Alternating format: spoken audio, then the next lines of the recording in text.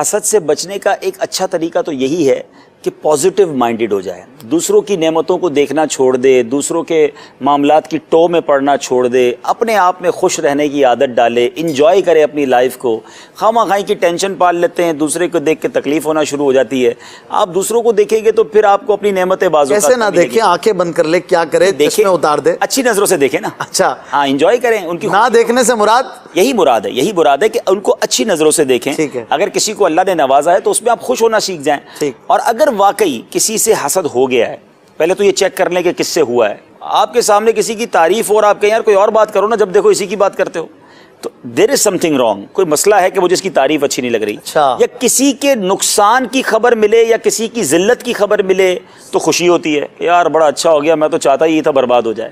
تو دیر از سم، کتنا برا ہے اس بندے کا دل جو کسی کے نقصان پہ خوش ہو رہا ہے۔ تیسرا چیکنگ اس طرح ہو سکتی ہے کہ اگر کسی کو کوئی ترقی ملے، عزت ملے، شہرت ملے، نام ہو جائے، پیسہ ملے، تو مجھے تکلیف ہونے لگ جاتی کہ یار یہ کیوں آگے بڑھ گیا۔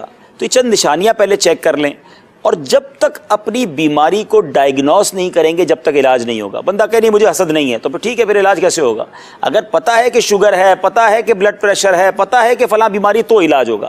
تو اس کو ایک بار ڈائگنوز کر لیں، چیک کر لیں کہ پورے گھر والوں کے، دیکھیں حسد نارملی ہوتا اس سے جو قریب ہوتا ہے، یا تو خاندان میں یا پڑوسیوں میں یا دوستوں میں یا رشتہ داروں میں، تو یا کاروباری کولیگز میں یا ساتھ کام کاج کرنے والے، جس کو ہم دنیا میں جانتے ہیں۔ ایک بار اکیلے میں بیٹھ کر غور سے سوچ لیں کہ جہاں جاب کرتا ہوں، جہاں کاروبار کرتا ہوں، فیملی میں، پڑوسیوں میں، دوستوں میں، کوئی ایسا ہے جس کی ترقی اچھی نہیں لگتی، جس کا نقصان اچھا لگتا ہے، جس کی تعریف اچھی نہیں لگتی، تو اب سمجھ جائے، سنبھل جائے کہ یہ پرابلم ہو گیا ہے۔ اب بیماری کا پتہ چل گیا نا، اب علاج کی طرف آ جائے۔ ماشاءاللہ علماء نے علاج بہت پیارے پیارے لکھے ہیں۔ سب سے پہلا اور اچھا علاج وہ صرف حسد کے لیے نہیں، ہر گناہ سے بچنے کا ہے، اور وہ ہے دعا۔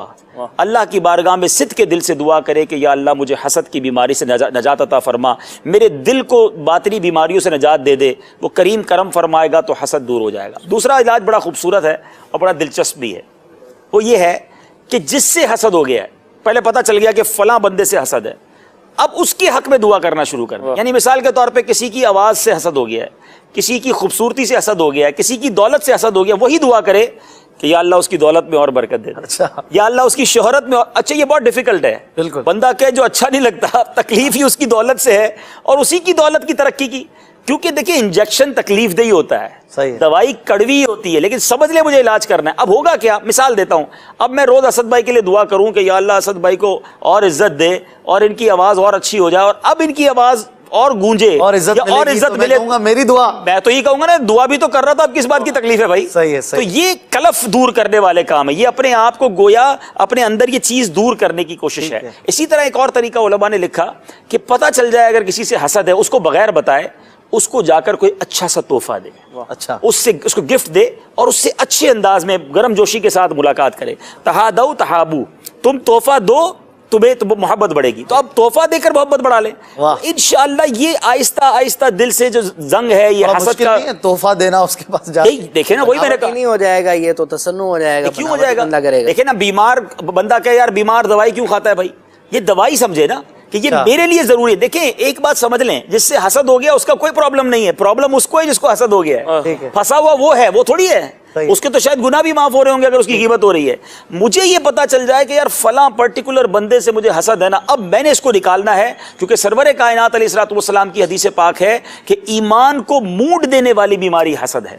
ایمان کو اس طرح حسد برباد کرتا ہے جس طرح سرکہ جو ہے وہ شہد کو برباد کرتا ہے، ایلوا جو ہے وہ شہد کو برباد کرتا ہے، یعنی ایمان برباد کرنے والی بیماری میں پال کے بیٹھا ہوں۔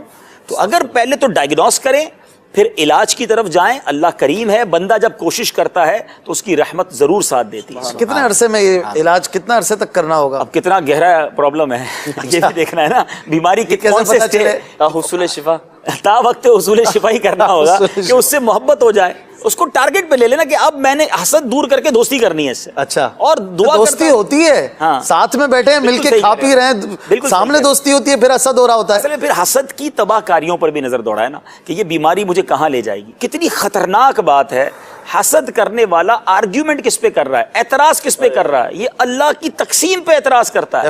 اے اللہ تو نے اس کو دیا مجھے نہیں دیا. وَتُعِزُّ مَن تَشَاءُ وَتُذِلُّ مَن تَشَاءُ. دے لے ہماری ذات رب کائنات کی, میری اوقات کیا جو میں اعتراض کروں؟ وہ دیے جا رہا ہے اور میں جلے جا رہا ہوں. ہم بھی خوش ہوں یا اللہ اس کو دیا مجھے بھی دے دے, اس کو اور دے مجھے بھی دے دے.